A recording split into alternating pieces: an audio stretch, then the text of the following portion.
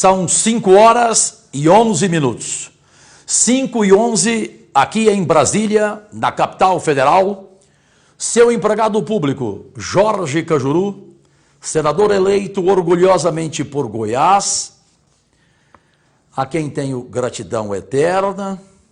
E aqui, do gabinete 16 do Congresso Nacional no Senado, eu entro ao vivo em edição extraordinária nas 30 redes sociais do Cajuru, na internet mundial, como o parlamentar mais influente do país, segundo pesquisa do Instituto do Congresso Nacional, agradecidíssimo por mais de 51 milhões de acessos mensais. Senhoras e senhores, goianos, goianas, jovens, prestem atenção. Meus únicos patrões brasileiros do país e fora do país. Antes do motivo desta edição extraordinária, eu estava preparando um material documental, ou seja, em texto, e um outro material com fotografias e com vídeos da situação em que se encontra o templo do futebol goiano, o templo chamado Estádio Serra Dourada, que o governo Marconi Perillo destruiu literalmente. Estádio fechado, impedido do Goiás Esporte Clube usá-lo na Série A do Brasileirão e Vila Nova e Atlético usá-lo também na Série B do Brasileirão. A situação é revoltante do Estádio Serra Dourada e me faz, nada mais do que minha obrigação como senador da República, fazer o que, graças a Deus, consegui agora. Saí desta reunião com minha assessoria e por telefone obtive a confirmação de uma audiência urgente com o ministro da Infraestrutura, um dos melhores, aliás, do governo Bolsonaro, o Tarcísio Gomes de Freitas, que veio aqui no dia da reunião da Ferrovia Norte-Sul com a bancada de Goiás, que faço parte como senador, juntamente com os demais colegas aqui do Senado goianos e os goianos da Câmara, os 17 deputados federais. Lá fomos tratar do leilão para a Ferrovia Norte-Sul, assunto, graças a Deus, resolvido por nós. E lá estive com o ministro Tarcísio Gomes de Freitas, e ele veio me agradecer pelos elogios, dizer que era meu admirador e tudo. E eu falei: ministro, preciso conversar muito contigo. Aí falei: segunda-feira posso telefonar? Claro, Cajuru. Então, agora à tarde, confirmamos a audiência urgente para que ele consiga para nós, de Goiás, para o estado de Goiás, para os goianos, de um modo geral, para os amantes do futebol, a recuperação através do Ministério da Infraestrutura do Estádio Serra Dourada, que é um patrimônio cultural do estado de Goiás, é um dos maiores estádios do Brasil, já foi considerado o melhor, de melhor gramado, e o futebol goiano, o torcedor goiano, enfim, todos os envolvidos não merecem viver esta situação. Também falei hoje cedo com o governador de Goiás, Ronaldo Caiado, para que ele se junte a mim nessa propositura e que, por parte dele, haja também uma participação efetiva para a recuperação imediata do Estádio Serra Dourada. Posto isto, atenção, Goiás e Brasil inteiro, que já conhece bem esse ser que não é humano. De humano ele não tem nada. Marconi Perillo, ex-governador de Goiás, recebia propinas em barras de ouro, diz delator. Aqui está a notícia completa e aqui estão os documentos mortais. O ex-governador de Goiás, Marconi Perillo, PSDB, tucano, foi citado em uma delação feita no Ministério Público como sendo recebedor de pagamentos feitos em barras de ouro a título de propina por fraudes na empresa estatal goiana Saneago, a empresa de água e saneamento básico. Essa denúncia consta de uma notícia de fato colhida pela promotora de justiça, a ótima Vilis Marra, e encaminhada dia 15 de março para o Grupo de Atuação Especial de Combate ao Crime Organizado, GAECO, com gente competente e séria lá, pois conheço a maioria. E para também o Ministério Público Federal, outra instituição respeitada. A reportagem online teve acesso do jornal do Dia com exclusividade ao documento que vou exibir em instantes.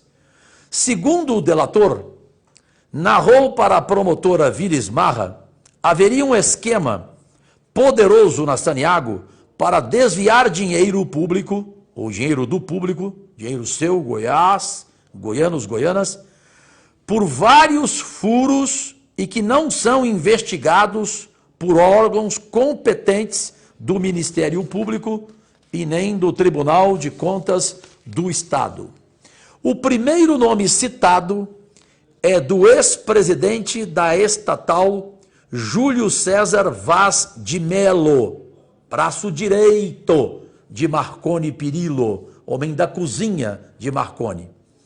Este Júlio César Vaz de Mello possui um patrimônio milionário que está em nome da empresa Jussara Investimentos e Empreendimentos Limitado.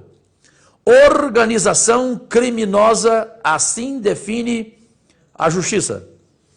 Este Júlio Vaz foi preso no final de 2018, quando era presidente da Codego, e foi um dos alvos da Operação Confraria.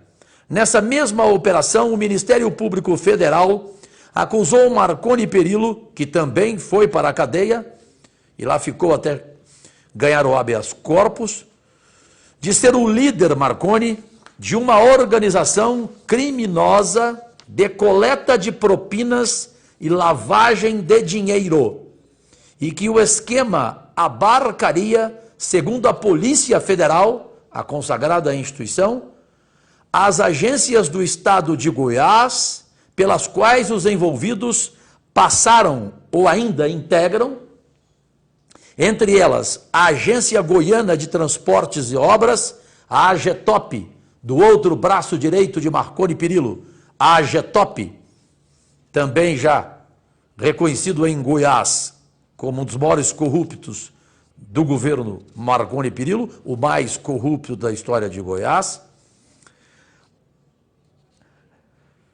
E também, além da Codego, que é a Companhia de Desenvolvimento Econômico de Goiás, a Companhia Saneamento de Goiás, que é a Saneago. Veja aí, AGETOP, Codego e Saneago. Na sequência desta delação feita, e que só agora, à tarde, o Ministério Público distribuiu para a imprensa, na sequência da delação, o funcionário da Saneago, que conhece tudo sobre o esquema de fraude, contou que os cofres da empresa eram sangrados com compras de créditos de IPI, com licitação, desvios feitos pela Caixa de Assistência dos empregados da Saneago e até pela contratação irregular de escritórios de advocacia, como foi o escritório Tibúrcio Pena e Associados, que pertence ao ex-presidente da OAB Goiás e ex-secretário particular de Marconi Perillo, Henrique Tibúrcio. Vejam agora aí o documento. Laerte Vasques e Vitor Campos, por fineza, exibam aí o documento mortal, com exclusividade, aqui nas redes sociais do Cajuru. Está mostrando? Esse é o documento, é o despacho número 58-03/2019.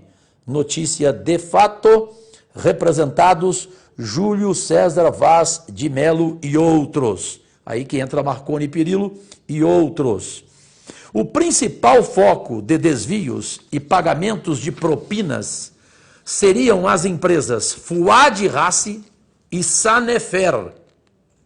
A primeira do empresário Roberto Rassi, que sempre teve seu nome associado a negócios obscuros com Marconi Perillo e Marcos Spensieri. Rassi, inclusive, é sócio de Marconi Perillo em uma área de 1.049.000 metros quadrados na cidade de Pirenópolis, onde ambos desejam construir um hotel cassino. A segunda empresa, Sanefer, do empresário Carlos Eduardo Pereira da Costa. Esse foi preso em 2017 na Operação Decantação e novamente em março desse ano na Operação Decantação 2, e sempre lembrado como pagador de propinas para os donos do poder durante os governos tucanos. O delator cita também o ex-diretor financeiro da Saniago, Robson Salazar, também preso nessa mesma operação. No final da página 2 do documento que eu recebi, o relatório da promotora Vilis Marra informa que o denunciante conclui, delatando o ex-governador Marconi Perillo, o qual seria beneficiário da metade das mesadas recebidas pelos presidentes da Saniago, ou seja, recebia R$500 mil a título de propina que eram entregues em sua fazenda no município de Pirenópolis, em Barras de Ouro. Tem imagens aí? Barras de Ouro. E que um engenheiro da Saniago tem provas de que a propina era entregue em mãos ao ex-governador Marconi Perillo. Agora vamos mostrar com exclusividade a delação feita no Ministério Público. Aí está, o início conclui, delatando o ex-governador Marconi Perillo, aí vai. Aí fala da fazenda em Pirenópolis, fala da entrega em Barras de Ouro. Este é o documento do Ministério Público Federal e também com a participação do GAECO, o grupo de apoio no combate contra o crime organizado. Portanto, essa denúncia trata-se de organização criminosa e de recebimento por parte do ex-governador Marconi Perillo de propinas em Barras de Ouro. O que perguntar neste momento? Senhoras e senhores, goianos e goianas, jovens, de forma tranquila. Não é o Cajuru denunciando. Ah, o Cajuru bate toda hora no Marconi Perillo. Não é o Cajuru, é a justiça, é fato. Eu bato desde 1999 nesse ser, tratando-o como corrupto. Ou seja, eu já sabia lá atrás. Eu fui o primeiro e único a enfrentá-lo por 20 anos em Goiás. Não teve outro. Se teve, por favor, comentem. Qual outro homem público, jornalista ou da classe política que enfrentou Marconi Perillo como eu, Jorge Cajuru? Processado por ele por mais de 80 vezes. E graças a Deus até hoje eu nunca fui condenado.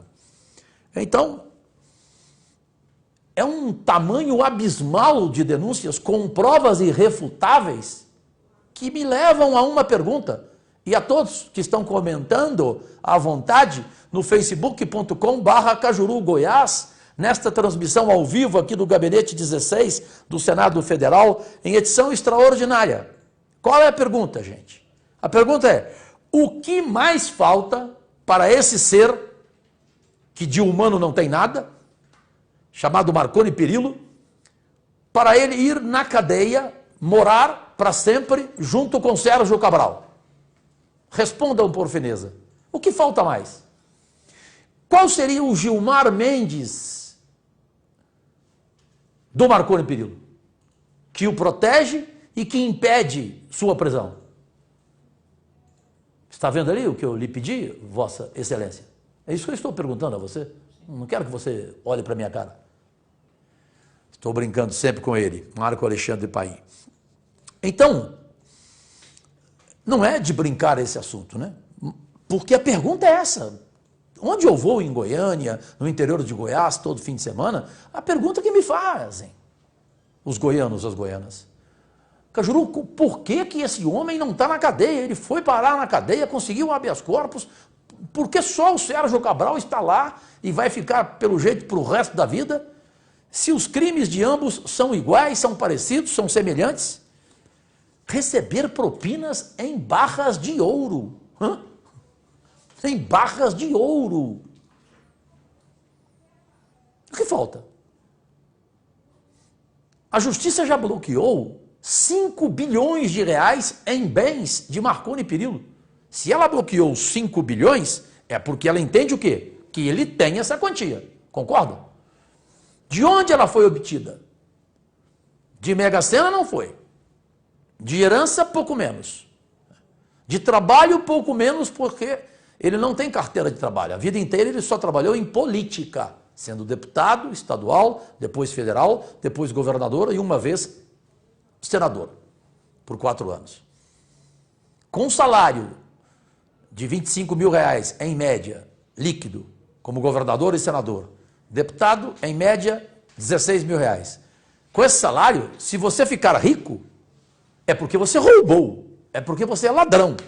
Não tem como você ficar rico a esse ponto de uma fortuna superior a 5 bilhões. E também não é o Cajuru, foi o jornal O Globo e a revista Exame que informaram e trouxeram em matéria que um dos 2 governadores mais ricos do Brasil, isso no ano passado, era Marconi Perillo. Isso enquanto ele ainda era governador. Hã?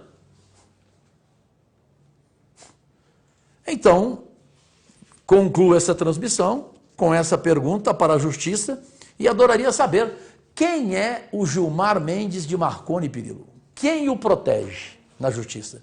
Quem lhe segura? E segura por quanto? Porque não existe almoço de graça. Existe? Um ministro, quando segura algum político, como Aécio Neves é, evidentemente, protegido por Gilmar Mendes, é de graça, gente? Vocês acreditam que é de graça? Quem na Justiça de Goiás segura a prisão definitiva de um Marconi Perillo faz isso de graça? Daí o Brasil inteiro querer uma CPI do Judiciário.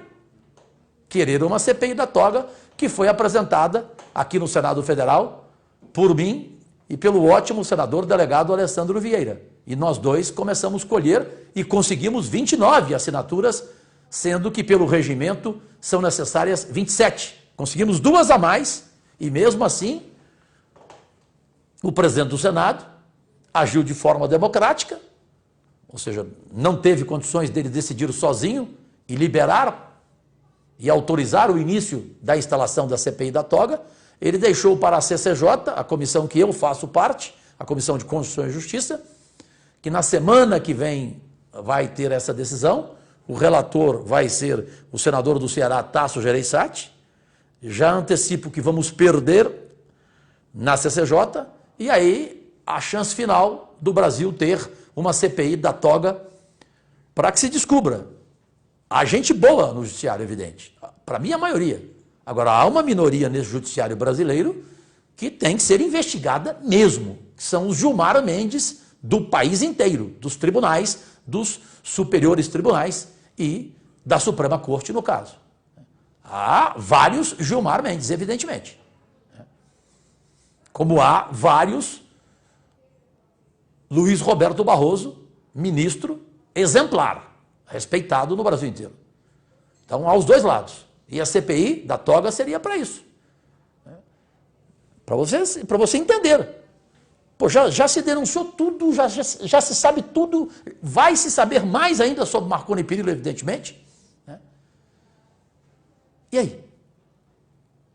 Nada acontece? O sujeito continua morando em apartamento de luxo em São Paulo, com toda a mordomia, esquiando com a família pelo exterior,